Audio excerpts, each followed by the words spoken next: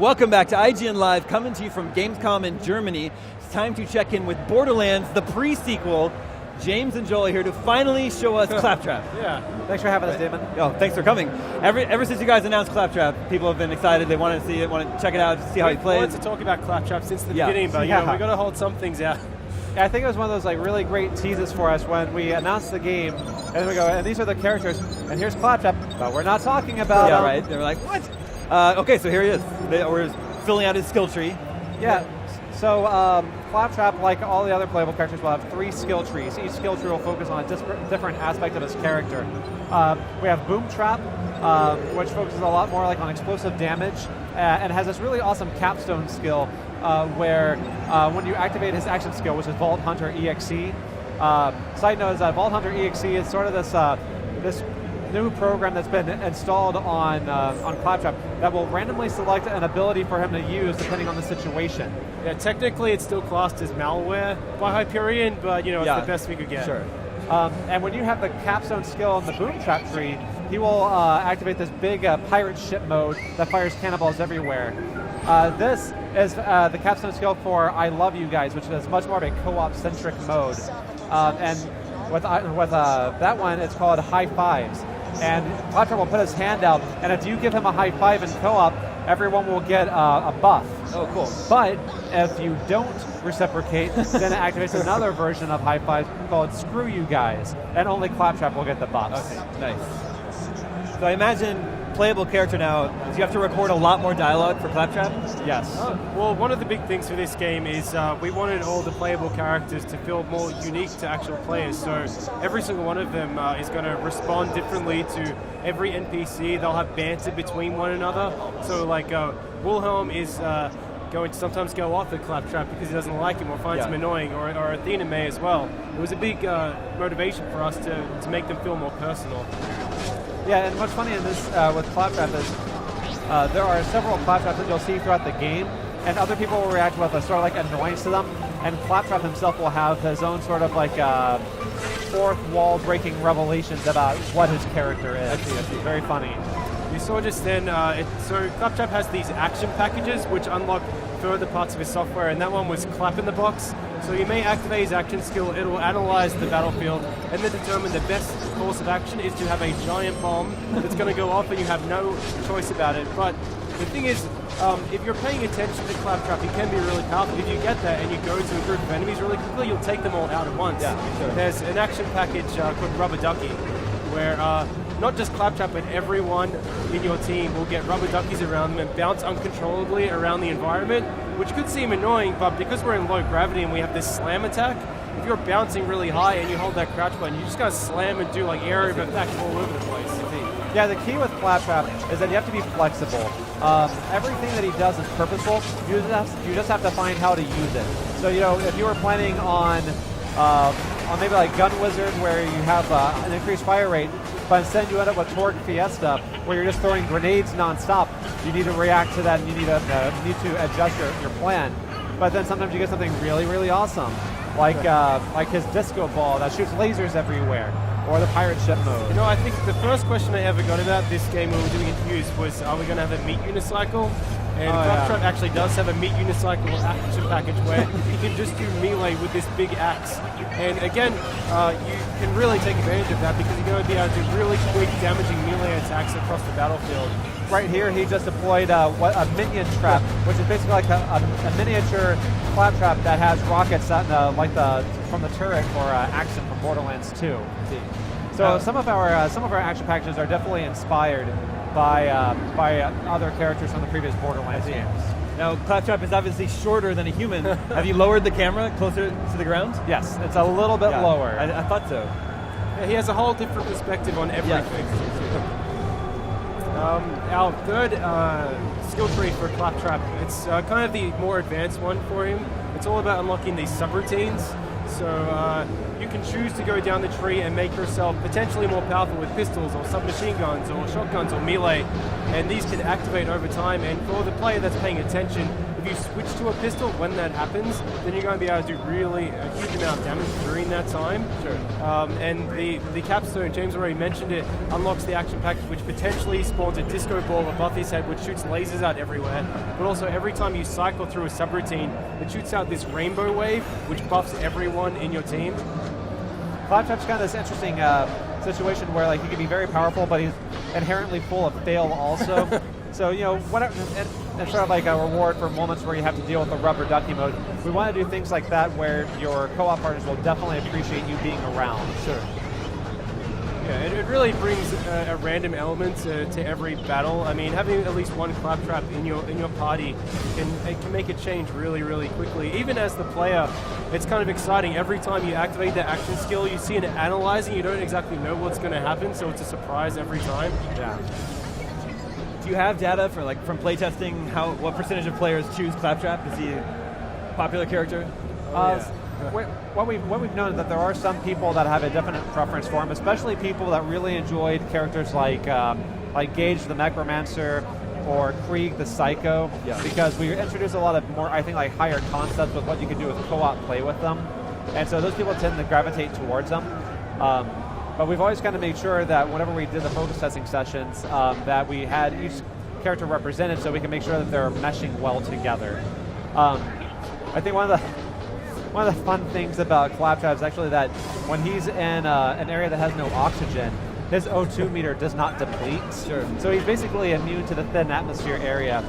He can still use his oxygen the same as anyone else could that has an Oz kit, but it also kind of allows him to be more useful than some of the other players at times, because if someone's low on oxygen, they might not want to do their double jumps or revive someone using their O2, but Claptrap still can, which is a bit of a game changer. But he feels a little bit left out, that everyone else might be suffocating him, and he wants to be part of the team.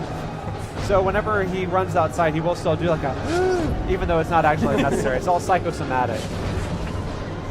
So right here you can actually see the pirate mode is in effect, and whenever you fire your gun, a cannonball will go off. Yeah, it actually is to the tune of 1812 Overture. So right at the end, it's boom, boom, boom, boom, boom. Here, the viewers will be able to hear the audio. We unfortunately don't get to hear the audio, so I'm missing out on all the good lines from Claptrap right now.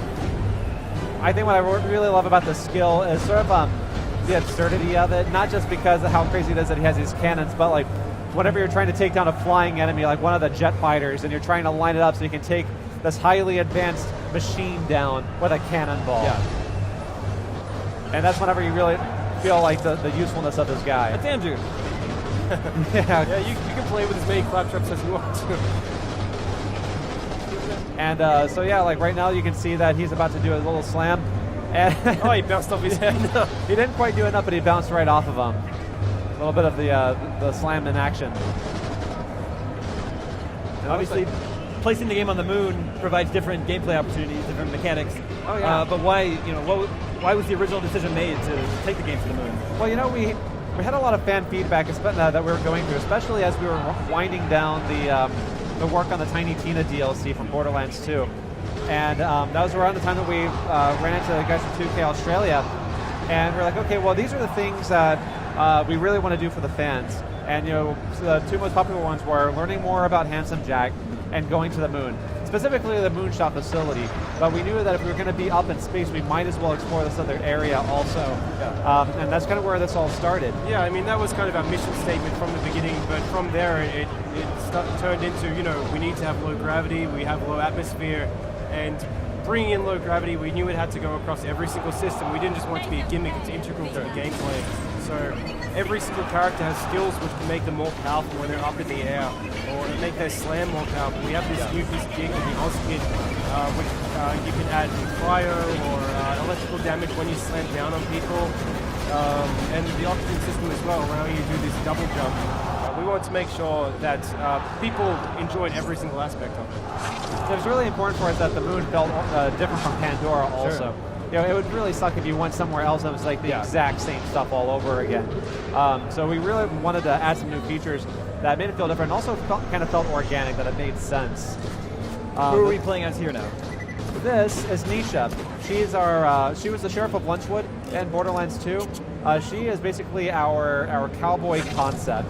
all the really cool features that you imagine from movies like Tombstone and the Sergio Leone films, all that good stuff. That's all represented here. In fact, this is probably one of my favorite skills for her, which is in her middle tree, the capstone skill, is that you get to duplicate a pistol, and so you basically get to gun Zerk with pistols once you have that skill unlocked. So instead of it just being for like a few seconds, like you did with Salvador with any gun, instead it's with these. She has this other skill tree called Rifle Woman that focuses on hip firing and gives you massive rewards for critical damage. So having things like Jacob's revolvers is a natural choice, because with your Jacob's revolvers you already get a high crit reward. So you stack that with her skills, and she is definitely our powerhouse. She does though have like lower health to kind of balance it out, so she's a bit of a glass cannon, but when you're clearing everything out in the room in a few seconds, it's okay if you have lower health. Something we saw before come up on stream was you've been frag trapped. She got Torque Fiesta, so whoever was playing as Claptrap unlocked Torque Fiesta, and that affected everyone in the team, and we have it come up as you've been frag trapped, so then she's just going to throw out grenades uncontrollably. We're fighting a boss here.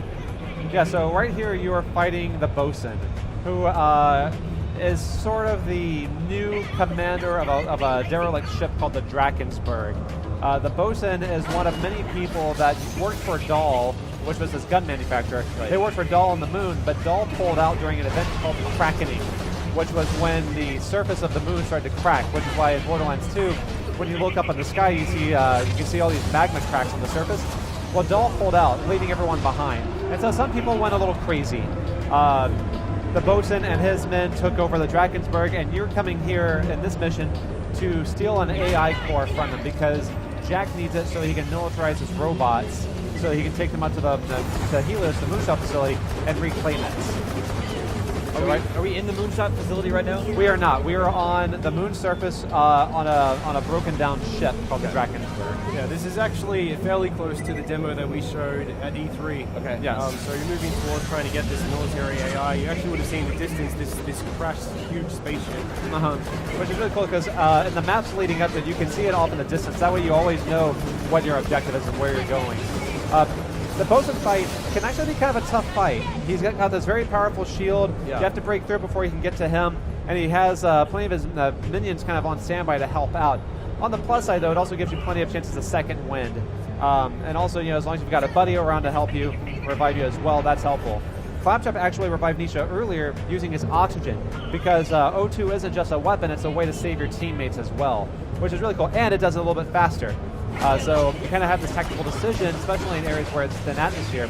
How much does my oxygen matter to me? Is it enough that I want to keep it, or would I rather have my partners in sooner?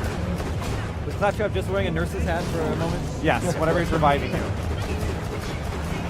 You guys actually have an actor from Mad Max the Road Warrior in the game, is that right? Yeah, that's right. We actually did a whole bunch of voice recording in Australia, because people notice when they go up to the moon, it's full of Australian accents, at least. It was this accidental thing that happened during the development of the game, but it worked out really nicely, because it is a completely different place to Pandora, and there's different culture up there. So we just kind of ran with it, with making this Australian culture up on the moon. And yeah, one of the voice actors for the Dahl fighters is actually the guy who flew the gyrocopters in Mad Max.